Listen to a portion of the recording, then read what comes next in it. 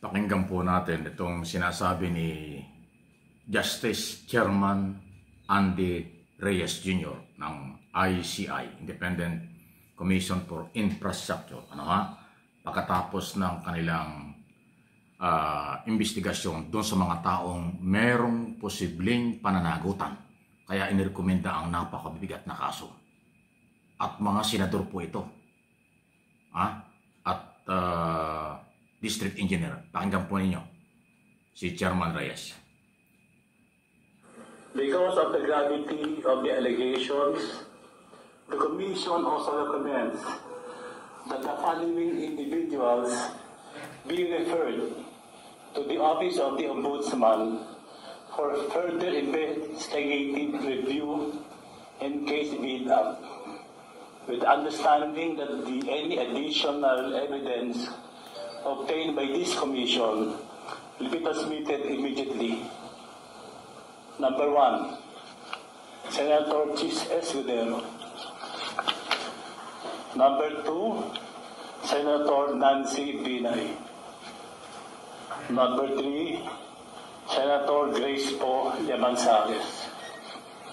Number 4, Senator Mark Villar. Ang hustisya ay stricto.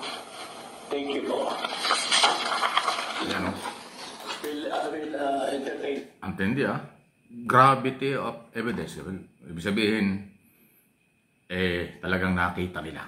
May dokumento, may ebidensya, may basihan.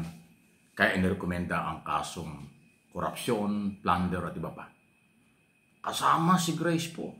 So inulit natin former Senate President Escudero, former Senator Nancy Binay, former Senator Grace Poe Llamazares.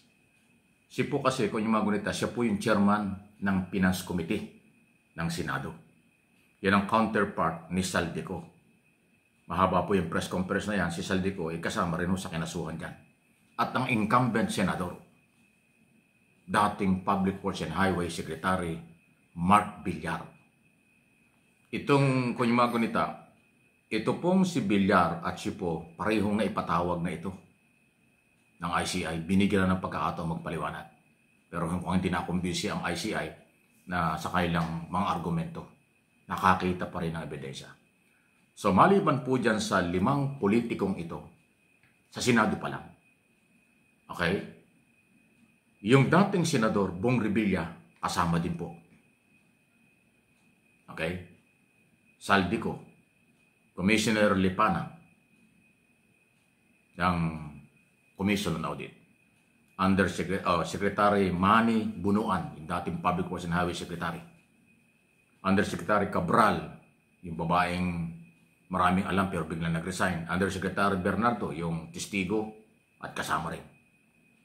Engineer Alcantara, Engineer Hernandez, Engineer Mendoza.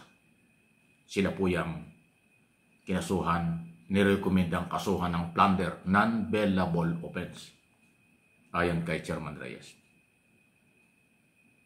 Dahil daw sa gravity ng ebidensya at mga posibleng pananagutan.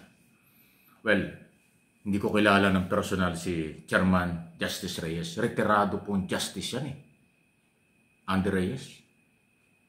Hindi yan magre-rekomenda at magsasabi sa harap ng media kung walang dokumento at wala siyang nakikitang basihan ng kanya sinasabi at recommendation before Office of the Ombudsman. Ganun po yun. Hindi yan politiko. Kasi kung politiko, malamang na political by political issue, hindi po yan. Retired justice.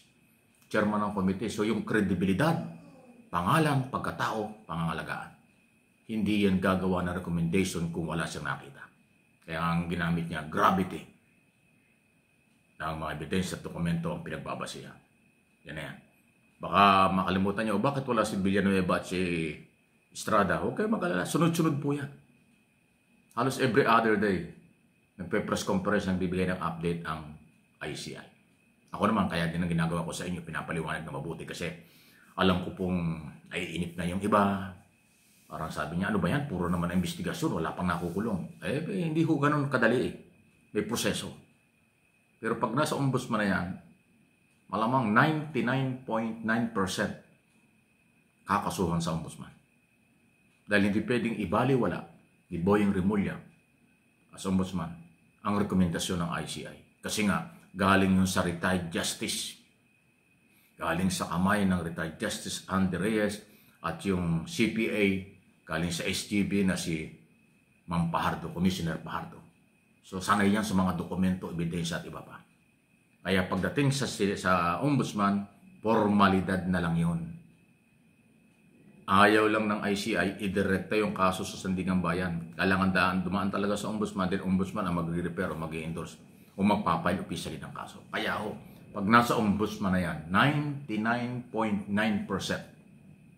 yan ay aabot sa Sandigan Bayan, ang korte ng mamamayan, para litisin mga senador, kontraktor, engineer at lahat ng kasapakat dito po sa nakawan, bilyong-bilyong nawawalang pera ng mamamayang Pilipino sa matagal-tagal ng panahon. 10 taon ang pinag-uusapan dito. Duterte administration at 2.5 years sa Marcos administration. Seryoso po ang Marcos administration na kasuhan at magpakulong. Ongoing po yung pag-hold ng mga asset at cash pera ng mga bangko ng mga taong ito.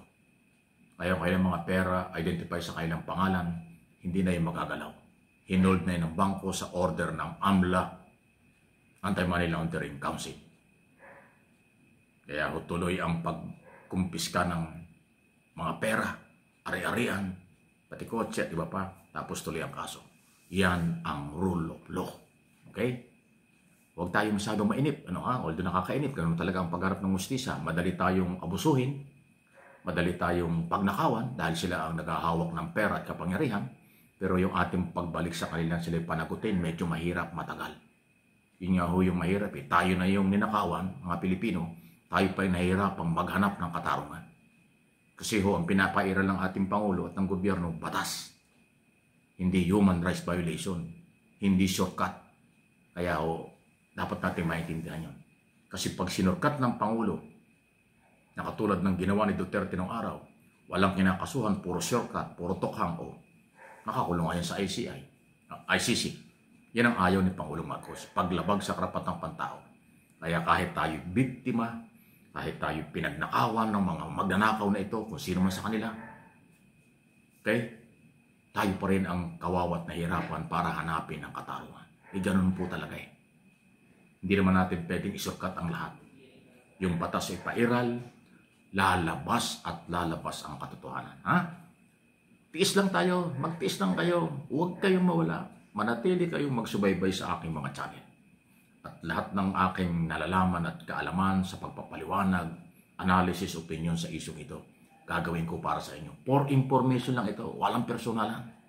Ebidensya, galaw ng gobyerno, maghanap ng hustisya ng taong bayan, yan ang ating pinaglalaban dahil kayo ang bida rito.